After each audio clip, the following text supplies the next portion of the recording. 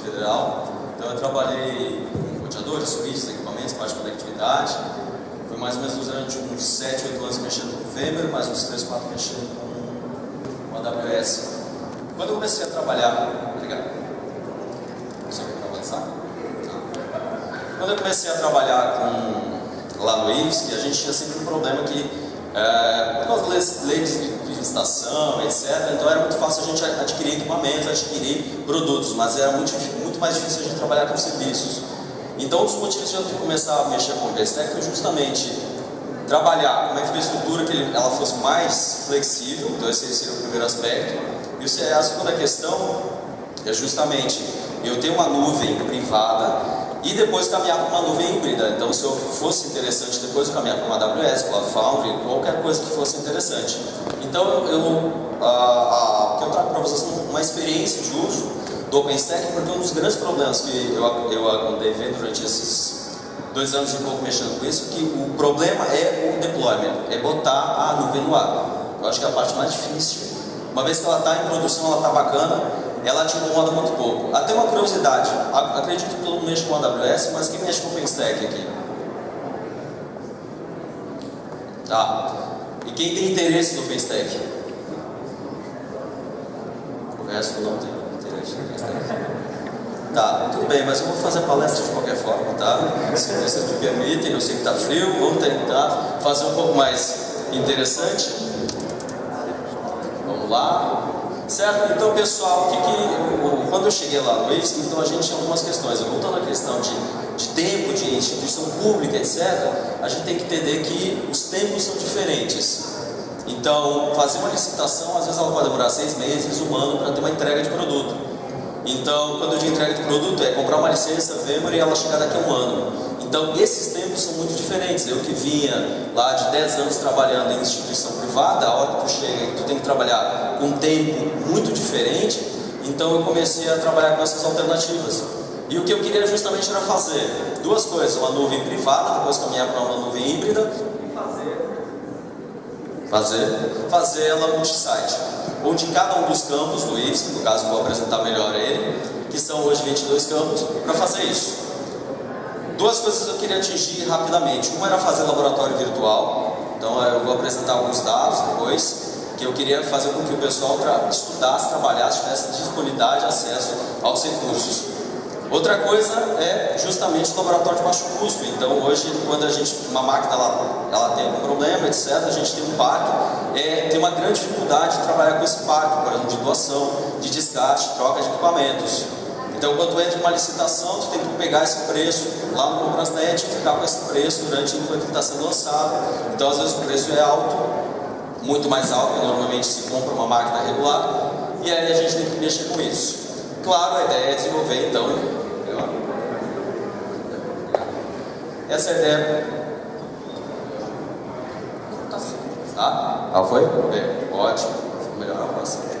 Regiões e zonas de prioridade, então a questão de processamento, laboratórios ociosos. Então, quando a gente compra uma máquina, então normalmente uma máquina, pessoal, por favor, entenda, eu não quero fazer uma crítica ao modelo de licitação, mas são números que infelizmente a gente tem que lidar. Então, uma máquina que às vezes custa 2, 3 mil reais, quando vai fazer uma compra, às vezes na licitação ela aparece maior, ela aparece 4, 5 mil reais. Não quero entrar no detalhe nem no mérito, mas isso infelizmente acontece. E às vezes a gente tem um laboratório que ele é muito mais caro. Então, na minha visão, isso é um laboratório ocioso. Laboratório ocioso toda vez que não tem sala. Então, às vezes a gente tem lá 200 mil, 200, 300 mil reais investido em um laboratório, e se não tem aula, é para mim um parque parado. Eu, como mexo com infraestrutura, eu quero justamente aproveitar isso, seja para processamento, armazenamento, ou o que seja. Certo? E aí, aproveitando que toda a rede do campus, são 22 campos, eu vou mostrar melhor, mas 90% já está conectado a 1 gigabit, redundante, fibra ótica, um lindo maravilhoso. Então, para eu trabalhar com nuvem privada e depois caminhar para a nuvem híbrida, isso acaba ficando bem mais tranquilo.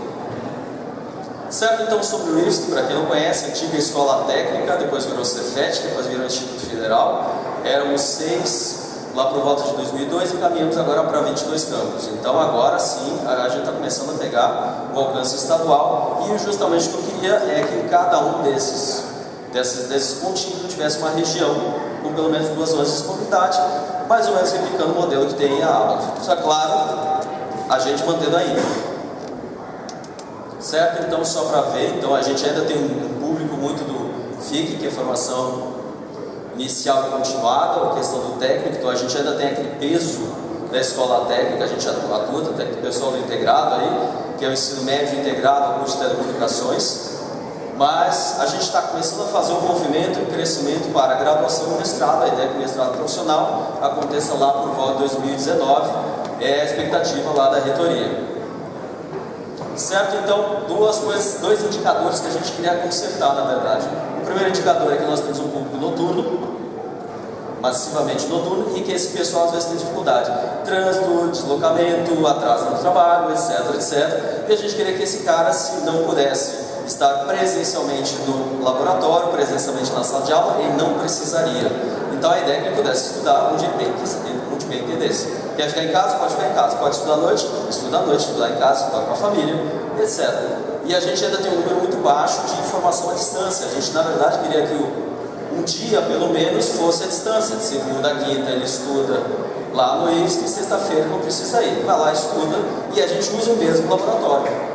Então a gente não precisa ficar, mais uma vez, montando toda uma infraestrutura de AD, porque hoje é o que acontece. A gente tem um prédio, a gente alugou um prédio, tem equipamentos, pessoas dedicadas, etc., para fazer isso na distância. Então são 22 campos. Só para vocês tomarem ideia, eu botei ali um C, porque a gente teve uma discussão de 2 horas para saber qual é se escreve campus, campi, campuses. Tá, então é campus, por favor. Vamos entrar nessa briga agora nesse horário. Tá? Modelo centralizado na reitoria, não vou entrar no mérito também, mas isso acontece, tá? A reitoria manda, tá? Enfim, vamos pular essa parte. Ter padronização do campus, então eu gostaria que todo o campus fosse padronizado, e principalmente se não tivesse lá o funcionário público mantendo a infraestrutura, que ela pudesse de alguma forma ser resiliente às falhas. E a lei de licitação, então nós temos os tempos, a gente compra o produto, a gente tem que fazer a especificação completa de produto, não pode beneficiar algum provedor. Então se eu quero rodar a Amazon, eu tenho que especificar que eu quero uma nuvem pública, etc, etc, etc, e eu não posso usar a palavra Amazon, não posso usar a terminologia AWS. Então na verdade, me provê o serviço quem vai atender a minha especificação, ponto. Então eu nunca sei qual é a máquina que eu vou ter, eu nunca vou saber qual é o equipamento que eu vou ter lá na ponta. Então, alguém é da instituição pública aí? Ótimo. É nóis. Pessoal, então o que eu tenho? Eu tenho software defined data center, então o que eu preciso? Eu não sei se minha máquina é boa, não sei se minha máquina é ruim. Na última licitação a gente ganhou uma máquina que eu não conhecia, tá? Mas enfim, é uma máquina.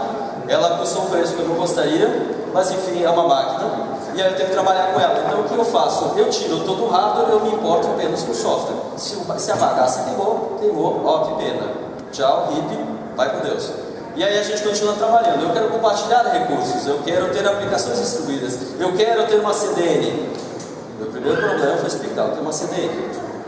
Tá? Depois o pessoal acredita, acha legal, mas ninguém quer fazer. Mas vamos lá, vamos continuar. O que importa é a teimosia. Certo, pessoal? Então a primeira coisa que eu tinha que fazer era prova de conceito. Eu tinha que mostrar que esse troço funciona. É muito legal falar de OpenStack, é muito legal falar que vai fazer um sistema de arquivos distribuído em casa, mas mais importante, funciona, isso realmente vai ser útil.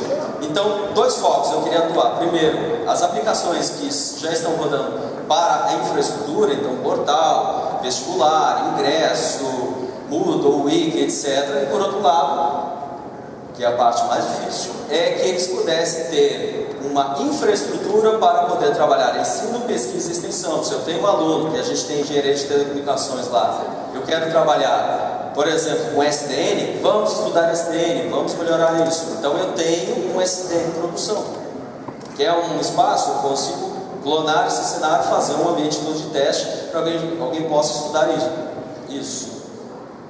Então, a ideia é mãos à obra, né? Vamos começar a trabalhar. Eu comecei isso em 2014, por maio de 2014, e foi em junho que eu comecei a ter os primeiros resultados. Vamos ver se vai funcionar legal o vídeo. TV Drive. Vai, vídeo. Vai. Não foi. TV é legal. A rede Avalon vem funcionando melhor. TV Drive. Enquanto isso, pessoal, só para explicar, Quem é a Amazon, por favor? Certo, então, depois eu só vou fazer umas analogias, porque uma das grandes coisas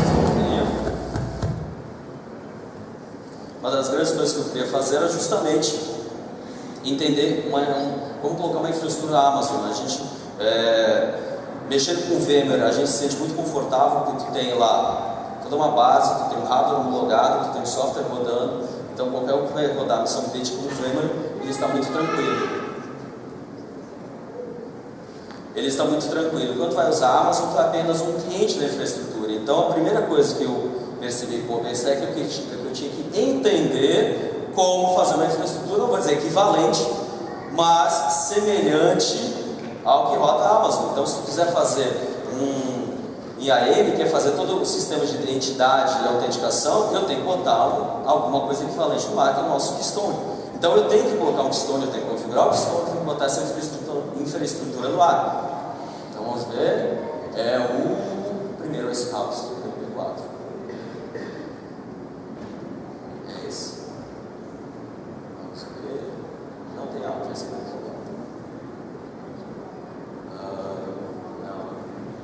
Só tem um controlador. Posso ver você?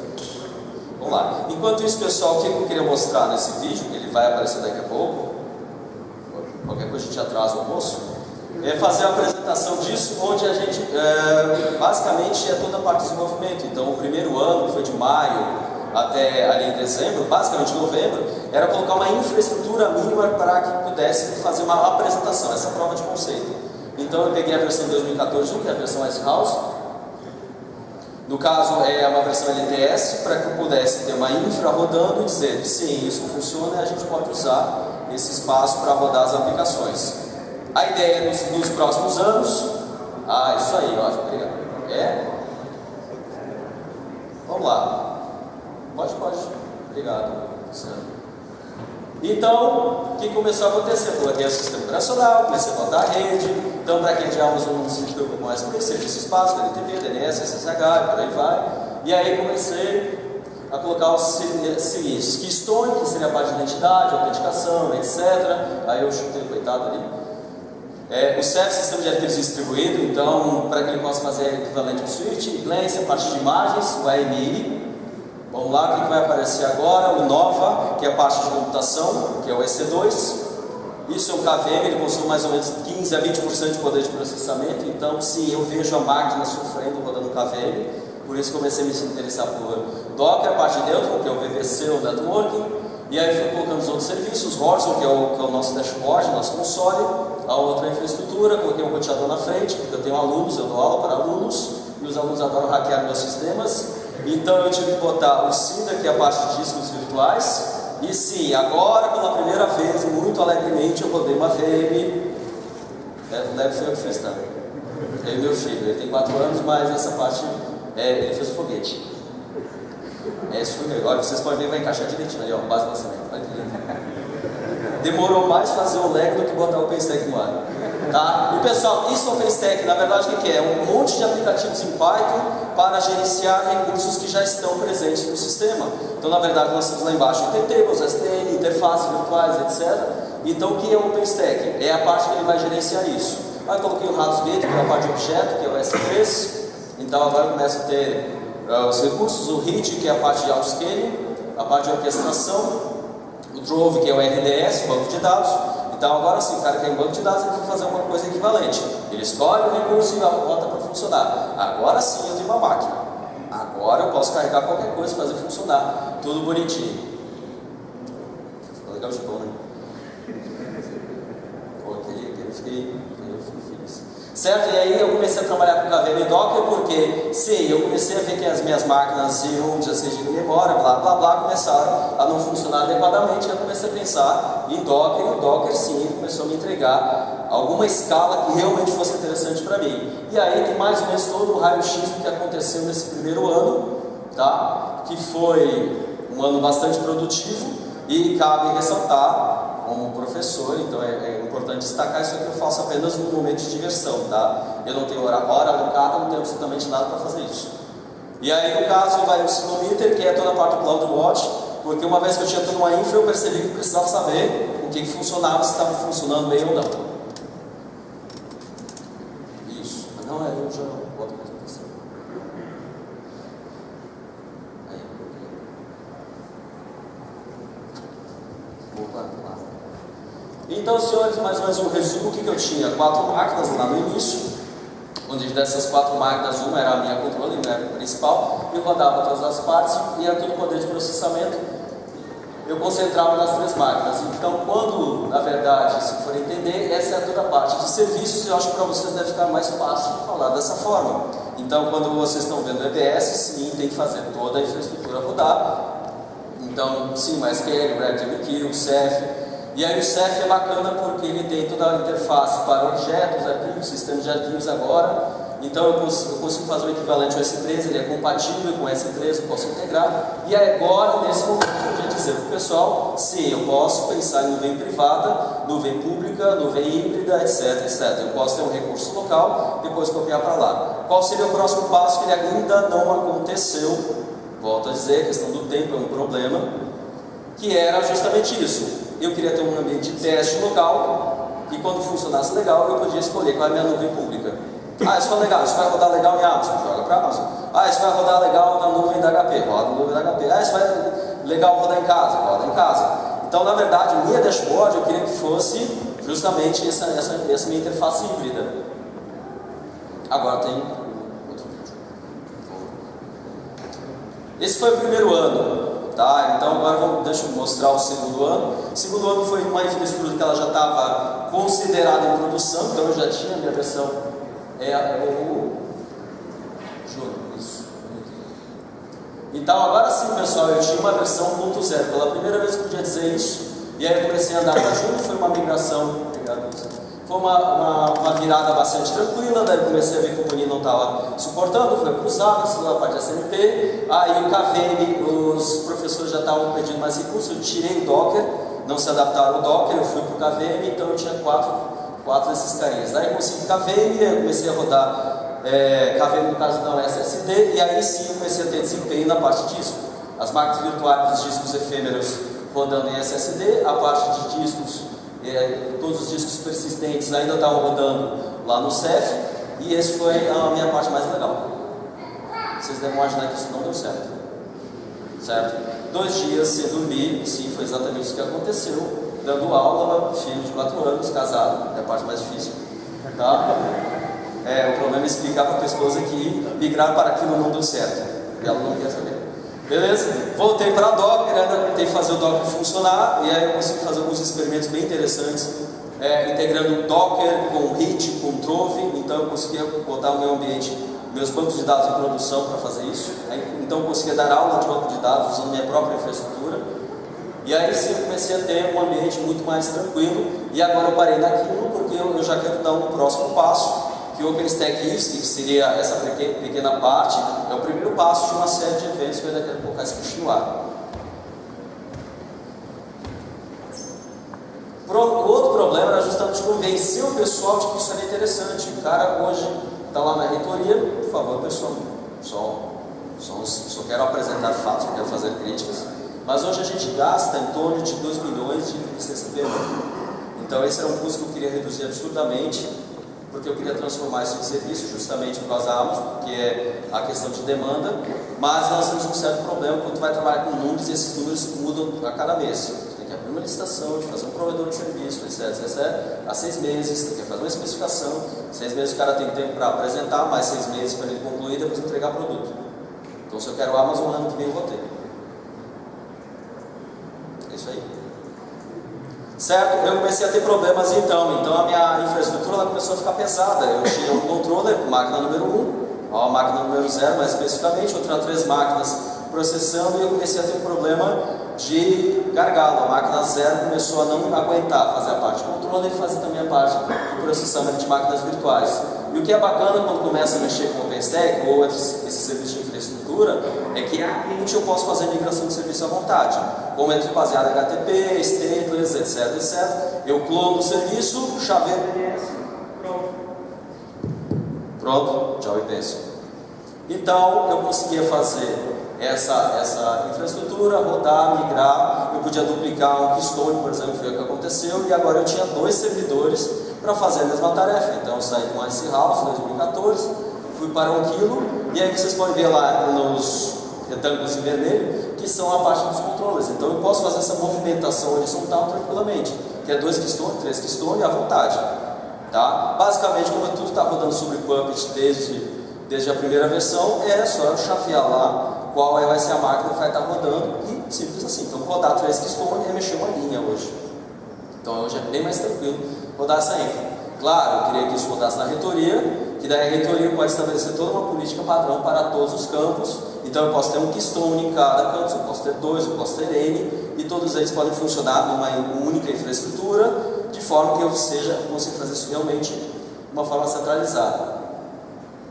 Quais são os pontos? Quais são as coisas legais? Sim, dá para ver funcionar o LB AES rodando bacaninha. Uma coisa é eu usar lá na minha Amazon, ver isso, ver um LB, configurar um LB. Outra coisa é fazer um LB. É muito divertido. Não funciona no começo, mas é divertido depois. Tá? A parte de orquestração, então funciona autoescalonamento, e tudo isso feito com o RIT, onde tu pode integrar o RIT com Ceph, e aí poderia, claro, pensar, e uma vez que o RIT nessa versão ele já tem suporte a CloudFormation, então eu posso fazer uma orquestração com recursos da nuvem privada e recursos da nuvem pública, rodando um único modo de orquestração.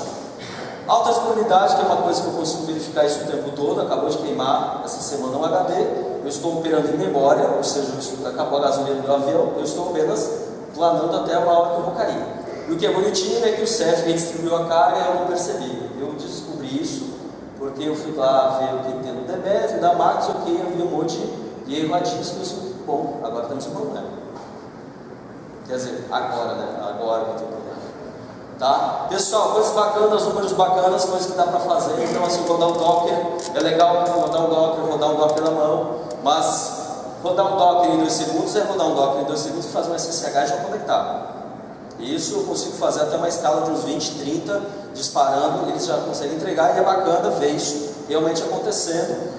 No caso do Docker, integrado à rede do KVM, que ele pode integrar também uma nuvem pública. Então eu posso fazer toda uma rede, fechar uma VPN embaixo e fazer uma rede em cima sobre SDN e todo mundo conversar como se fosse uma rede local, tranquilamente.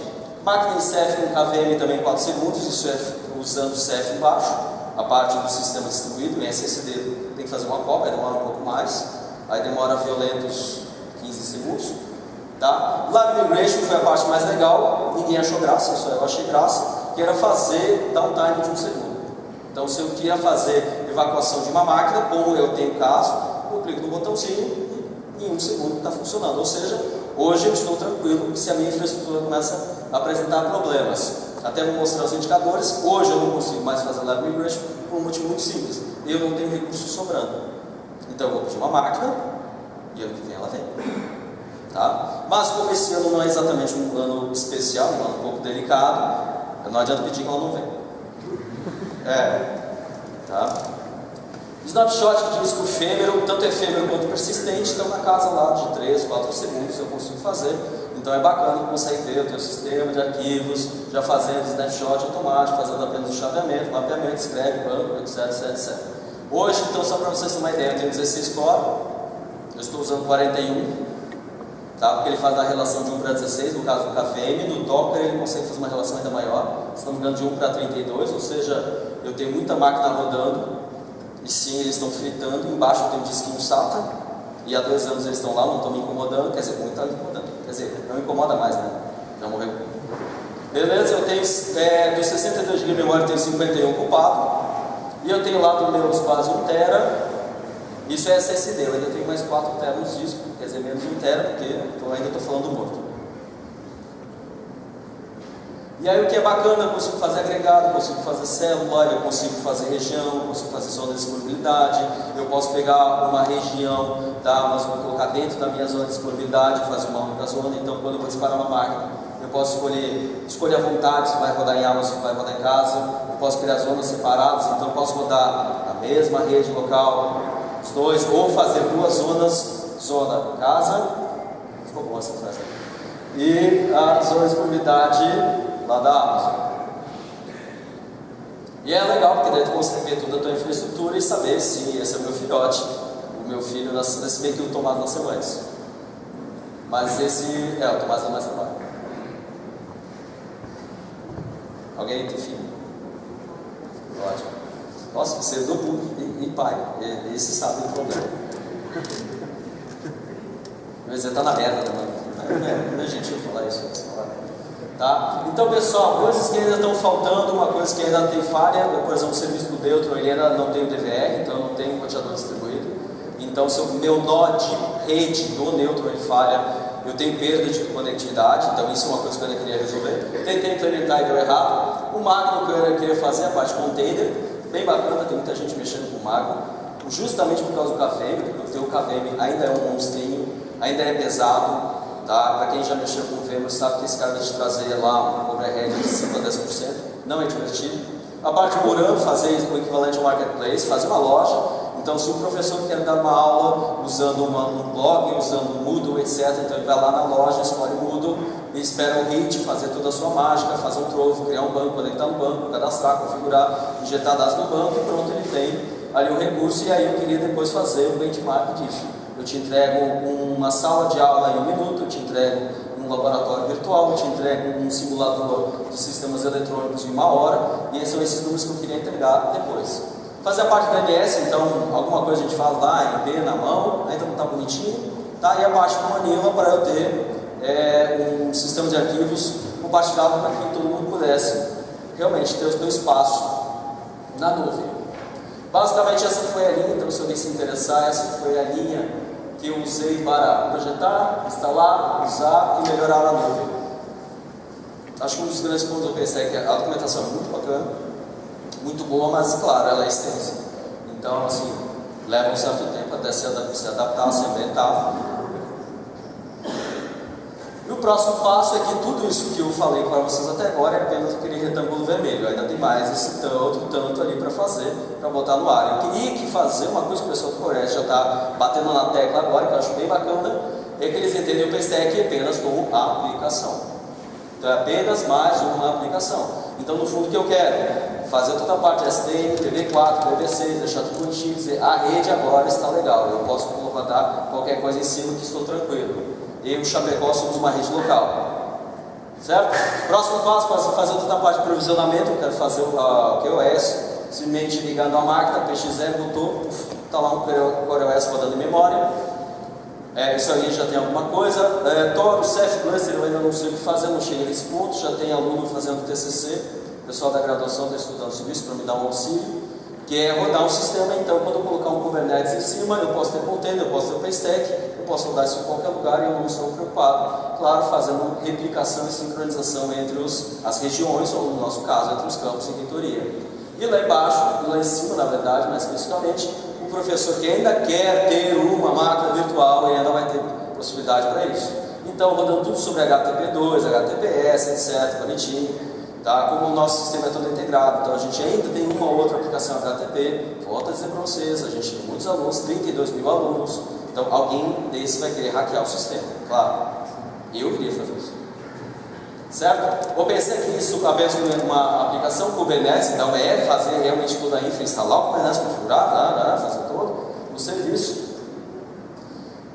E esses são todos os serviços previstos para fazer um pacotão, né? Então eu quero fazer um pacote rodando Etherpad, Rocket Chat, Container, Unix, o Cheo, o Jenkins, o Garrett e esse povo todo para entregar como se fosse um pacote para cada um dos campos. Ó, pega esse pacotão, está lá no GitHub, baixa o cara, roda e pode usar.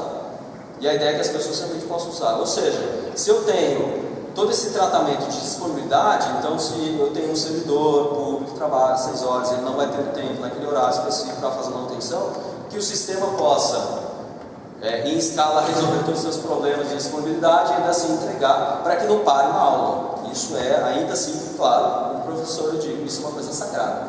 Então, para quem quiser, eu ainda estou fazendo rascunho. Volto a dizer, pessoal, esses desenvolvimentos eu adoraria dizer que eles são rápidos, são eficientes, etc, mas o fato é que eu faço isso apenas em horário à parte, tá? Meu horário é ensino, pesquisa e extensão, isso eu faço porque eu realmente acho interessante, gosto, acho bacana. Então, o desenvolvimento ele oscila bastante em época. começou a ter prova, e a produção cai e por aí vai. Certo? Obrigado.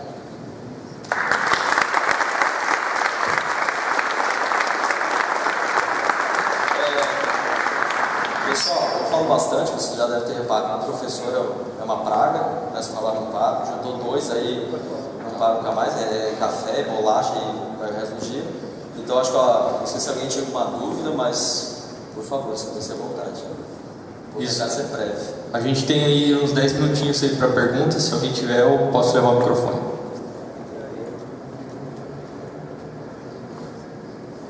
Mais alguém sabe operar essa infraestrutura aí, além de ti? Não. Mais alguém? Não estou inventando, pessoal. Minha esposa disse para nunca reclamar sempre, né? Mas eu nunca consegui evitar. Isso, como não há nenhum, vamos dizer assim, nenhum incentivo para que as pessoas trabalhem com isso, eu não posso obrigar ninguém a usar esse tipo de infraestrutura. Então eu tenho que entrar na linha do convencimento. Então prova de conceito começou a partir daí, mostrar, isso é bacana, cara, vai lá que isso é legal. Ninguém achou legal ainda.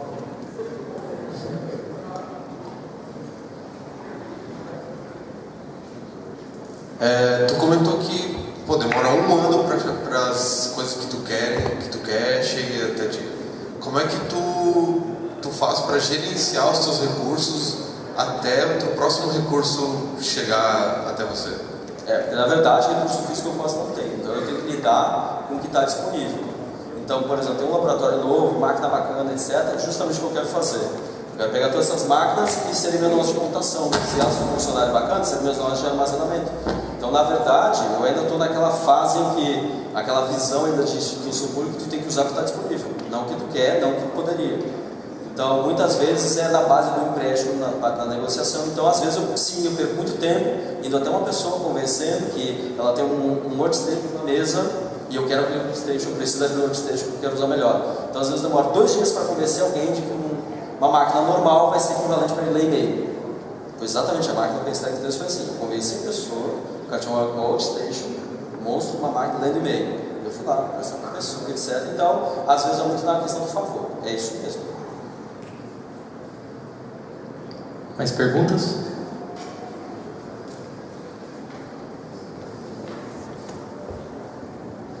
Oi, como que, pegando o gancho nessa última resposta, como que a instituição te apoia nisso?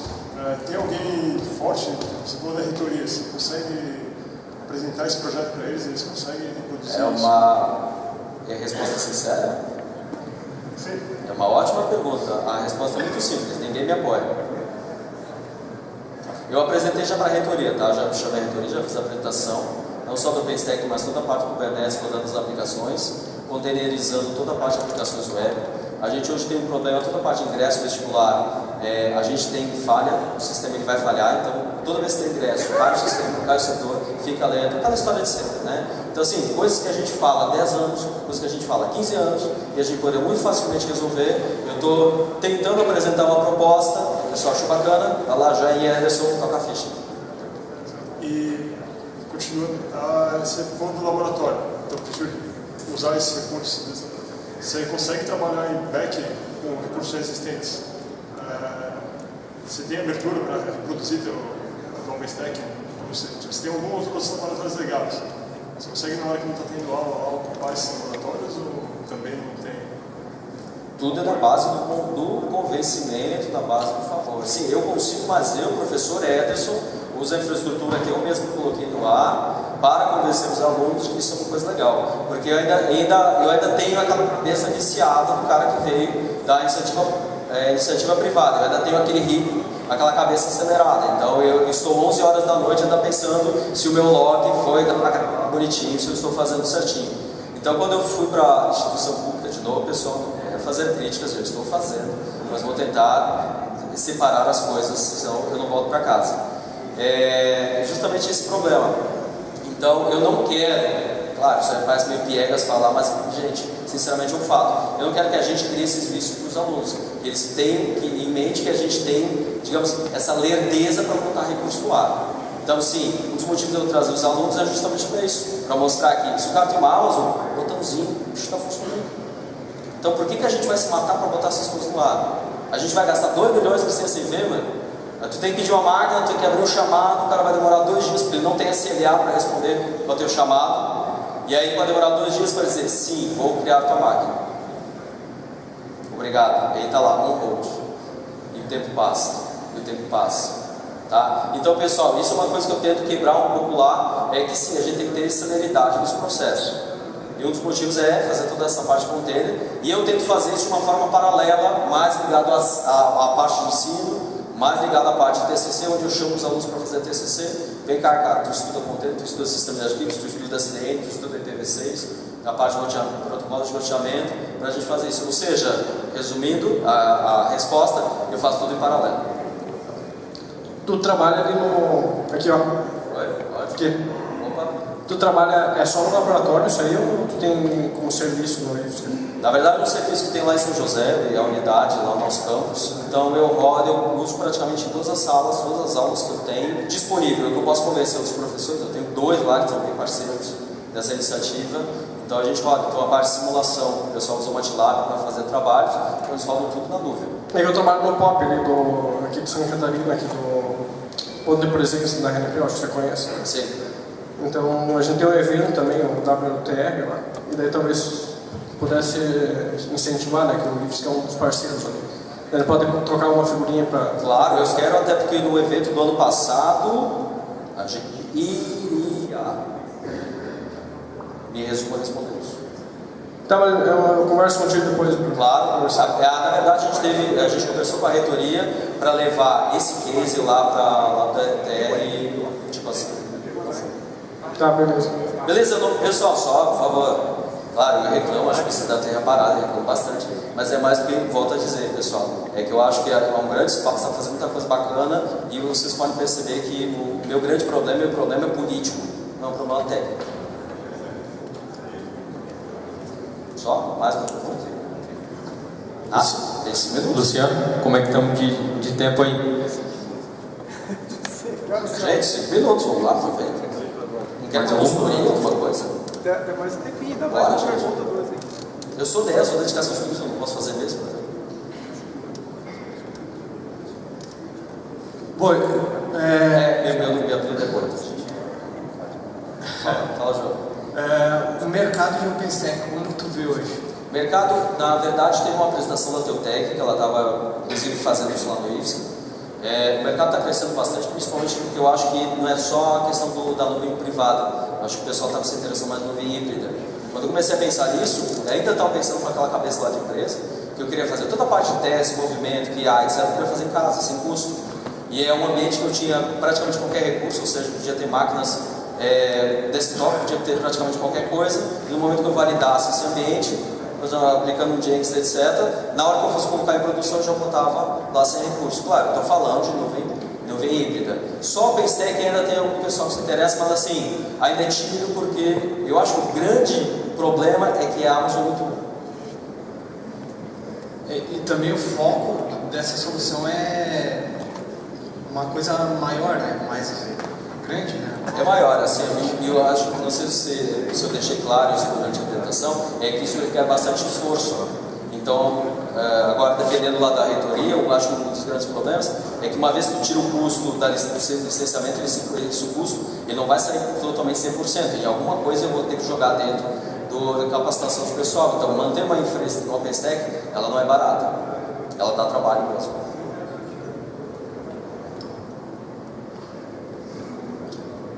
Mais alguém, galera? Senão vamos continuar ali com a próxima talk. Obrigado, pessoal. Valeu.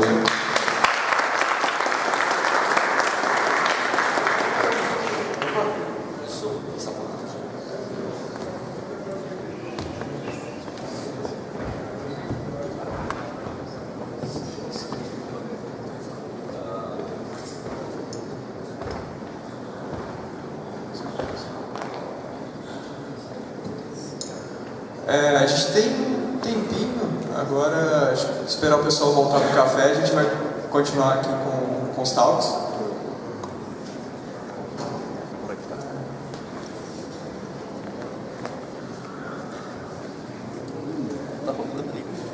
40 minutos. Hã?